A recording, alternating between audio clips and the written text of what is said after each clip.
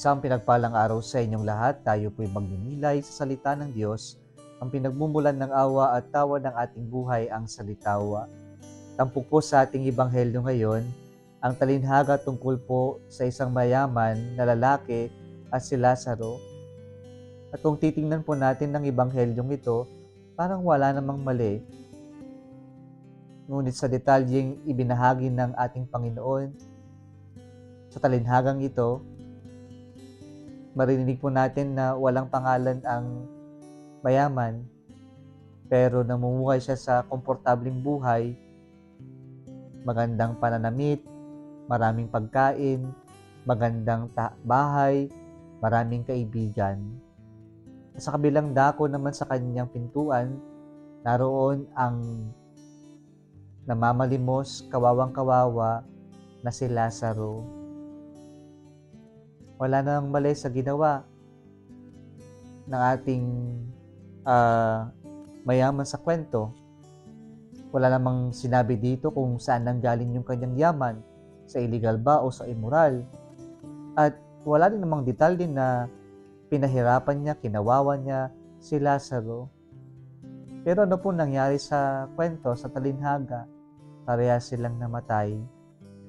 Yung kawawa, mahirap, na namamalimos sa si Lazaro ay tinanggap sa langit, samantalang ang mayaman ay napunta sa impyerno. Narinig natin sa ating ebanghelyo na wala namang ginawang masama yung mayaman, pero ang problema po ay wala din siyang ginawang mabuti para makatulong maibsan ang paghihirap ni Lazaro. At ito yung tinatawag nating omission ng pagpapakabanal o kabanalan ay hindi lamang yung pag-iwas sa kasalanan o yung pag-violate sa commandments ng Diyos. Pero ang kabanalan sa perspektibo ng Panginoon, by putting it in a positive manner or way, is to do good to other people, especially to those who are in need. Kaya po ang kabanalan ay hindi lamang being na sasabihin natin tayo'y likas na mabuti. Pero yung kabanalan ay dapat ding ginagawa, isinasabuhay.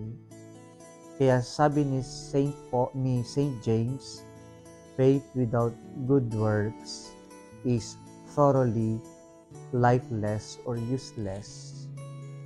At ito yung naging pagkukulang ng mayaman, na hindi niya ginamit yung kanyang pagpapala, yung kanyang tinanggap na abundance para makatulong sa iba.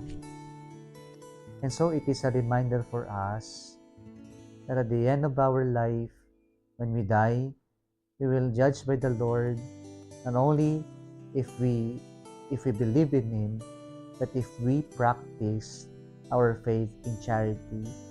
Kapag po isinabuhay natin yung ating pananampalataya sa paggawa din ng mabuti sa ating kapwa-tao. Yan ang pagpapakabanal, yan ang kabanalan sa mata ng Diyos.